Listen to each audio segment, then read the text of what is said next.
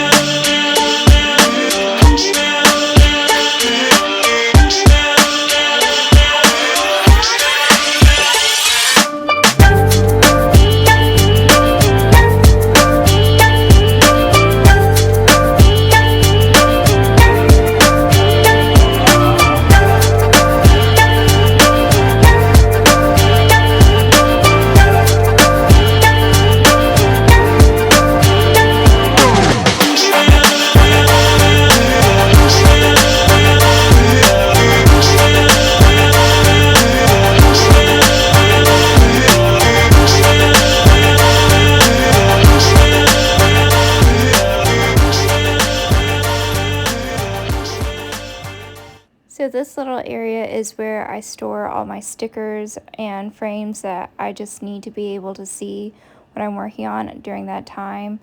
And I also store my palette paintings just because I haven't had the chance to nail holes in my plaster walls, which, fun fact, it's not easy. Have you ever tried to hammer something in a plaster wall? The crumbling noise that happens behind it is a little terrifying, especially when you're on the second floor and you hear it skittering down. But anyways, that's my sticker station, and right now I only have about 4 different designs that I'm offering. The goal is to eventually offer more, but where I'm kind of a traditionalist in art creating, I'm still learning how to use an iPad. All the stickers that I'm creating are from paintings that I have photographed and edited. Yeah, I'm putting together my little paintbrush organizer, which I do need to use some Gorilla Glue to make sure that these pieces don't come apart, because the other day I tried lifting it up off my tabletop to move it elsewhere and the entire thing came apart. It's easy to put together and it's really easy for it to fall apart. So that's that's just what happens to me sometimes in the studio. I laugh at it now, but when it first happened I was like, oh no. The organization that I specifically set up to work in my favor, from my favorite brushes to work small with to bigger brushes for when I work big with, is totally messed up now. But here I am remedying it now.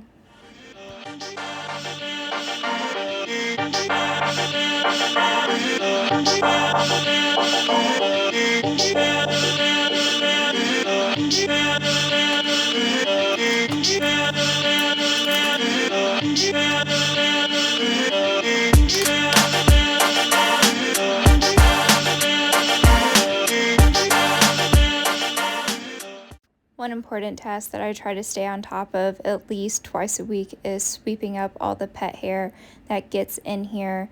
Since my studio is inside my home, I deal with all my animals coming to visit me while I'm painting, and while I love it, it is fascinating. Every time I go to paint something, I'm like, is that Lebowski's hair? Or is that Olive Kiwi's hair? I don't know. One of the babes have walked across one of my paintings while I wasn't looking. And yeah, as you can see, it just collects up here. And I'm just using a broom because Lebowski's sleeping in the corner and I don't like disrupting him if I don't have to. I guess I had been neglecting this little chore of mine because these 2 little hair piles, as awful as that sounds and kind of gross, it just, it happens. You live with pets, you deal with their hair, and even myself, I have a lot of hair, so I'm not gonna lie, probably some of that hair is mine because hair falls out. That's just natural. So here I am with my little vacuum, because once that pile is made, it's easier to suck up instead of using a dust broom, and I freaking love this vacuum. As soon as I turned 30, it was like something just clicked in my head and it was like, we need the best vacuum that we can buy. And I bought this one and we've loved it ever since. I like to joke, where we have 5 cats and 2 dogs, we vacuum every day. I don't think that's an understatement whatsoever. My favorite part about this studio space is I have a dedicated closet where I can store whatever I need to, be it shipping boxes or bubble wrap or extra tubes of paint.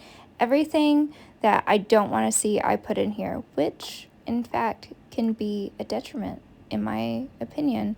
How many times am I going to say that? I'm not going to say it again, I promise. But anyways, this closet, it's not where things go to die. This is where things go to accidentally be forgotten.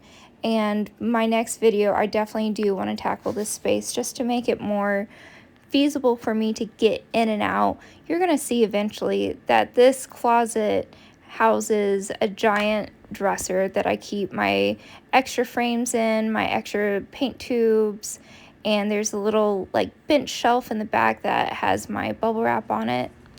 But right now it's hard to get in there and I need to fix that as soon as possible. I do love how I just have these little random piles of things. There's no specific home for them. They're just hanging out there, like that bubble wrap I just moved. Why is that not in the closet? Am I saving it for shipping? Yes, more than likely. I like to reuse things. I don't like buying bubble wrap because have you seen prices for bubble wrap or styrofoam? Not even the styrofoam peanuts, but like the ones that are compostable that just break apart when you submerge them in water. I like to reduce and reuse whenever I personally buy products and use the materials that makers or businesses use for their shipping products. That's my hot business tip. If you're a maker, an artist, small business, and you let your people know who are buying from you that you are eco-friendly as much as possible, reduce and reuse all the shipping material that comes to your home personally. You'll save a buck, and people are more than understanding. I think there is a beautiful niche for people who want to create experiences for people who order from them. And there is a part of me that wants to do that, but I just can't let go of that crunchy hippie inside of me that's like, let's just reuse this. This is fine. You're doing good. A+, pat on the back. Smart businesswoman.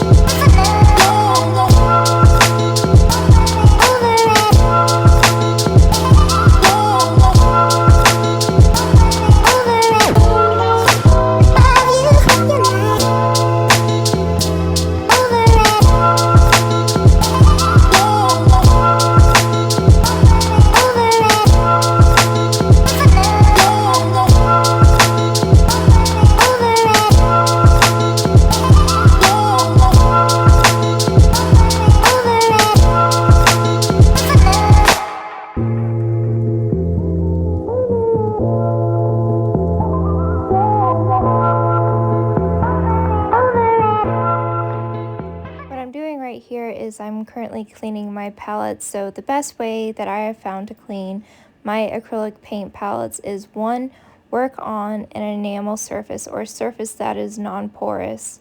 2 is just getting some simple water and letting it penetrate that dried acrylic paint. I am not lying to you all. I do not know why it was so hard to clean this palette. If you follow me on Instagram, I post cleaning videos all the time of my palettes, and it's always been super easy. These palettes were just testing me this day. I don't know why, but they were really hard to clean, and I eventually got them clean. You'll see, but it was a lot harder than it usually is.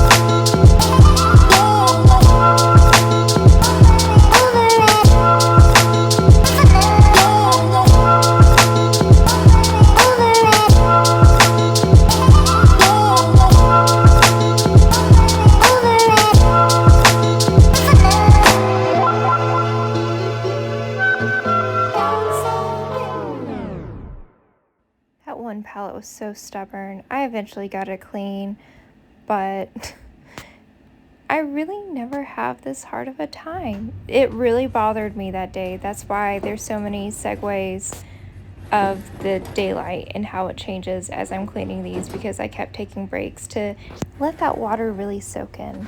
And this second palette was such a breeze to clean. So much easier, so much better.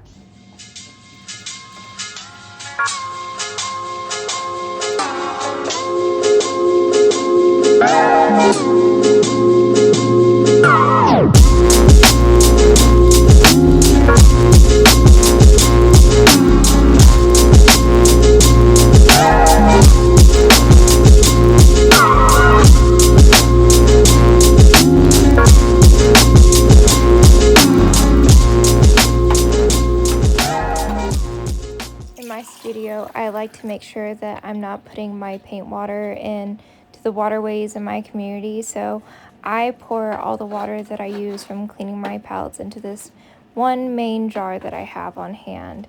And that water eventually goes into a bucket that I let either the sunlight or heat evaporate the water. And what's left, I try to scoop up as much as kind of like the paint scum that settles at the bottom, and I try to toss all that into the bin. It is a more laborious process, but in the end, it's better for the planet and the water systems.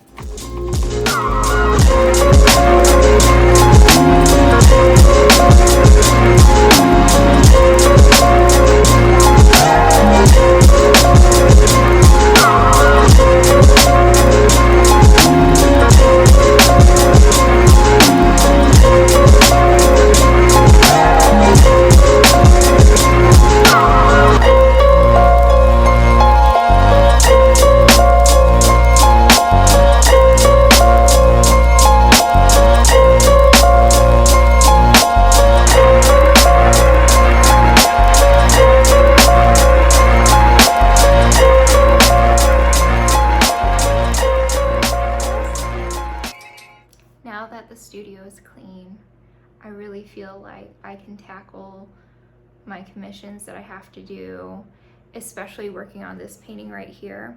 So I really appreciate that you spent the time watching my video. I really want to create more videos going forward just because it's nice to share this process. It's nice to show people a different life perspective and path, and I feel like art is a great medium, no pun intended, to showcase a different outlook on life, a different, what's the word I'm looking for? Perspective, choice, life path. As an artist, we don't talk very often, especially if we're always painting. So I'm not used to, just emoting the right words, because I'm mostly talking to myself in my head, which is fine. But yeah, it's fun sharing this, especially like when I do fun paintings where I felt like painting a mushroom, so I did. So this mushroom painting turned into stickers, and being an artist is just fun. Like, I knew when I was a little girl that I was going to be a painter, like without a doubt. I knew that I was always going to make this my life path. And one of my inspirations growing up was Vincent van Gogh. When I think about Vincent van Gogh's work, especially when I was a young kid, I was very enamored with the use of the primary blue and yellow that were like the predominant hues for his night series. And those were the paintings that I first discovered as a kid. And then getting to know him as an artist through researching him, my new favorite painting by him is The Sower, and it's this farmer who's sowing seeds in the earth, and there's this neon green color sky, a bright yellow sun. It's just the most vibrant work of his, of a landscape that I ever saw, and I got to see it in person when I went to the MoMA a few years ago when I was back in college, and he was very much the source of inspiration of figuring out that, oh, I want to be an artist. That's a thing. I can just create and make paintings and have somewhat of a living off of it. And of course, my newest favorite artist is Georgia O'Keeffe and Sonia Delaunay. Those two female artists are so inspirational for me for their use of color, and with Sonia, her abstract, with Georgia O'Keeffe, her floral paintings. Just finding these different artists who have lived and now they're gone, but they left a mark on history with their artworks. That just is so inspiring for me, and maybe one day I'll be great like them. Who knows? I haven't seen art like mine, so who knows? Maybe I'm the next Sonia Delaunay or Georgia O'Keeffe. Who knows? Who knows? Who knows? I'm not claiming anything, but yeah, art makes me happy. Sharing my art, sharing the process of having an art studio and organizing it and cleaning it, it just tickles my noodle. and I hope you all enjoy future videos that I come out with. I really needed to clean the studio, and I thought it was a great way to introduce myself, controlling the chaos that I create when it comes to my physical presence in the studio. So I hope you have a great day, evening, morning, whatever you're experiencing right now, and I'll see you soon. Bye. Bobo. Oh, buddy.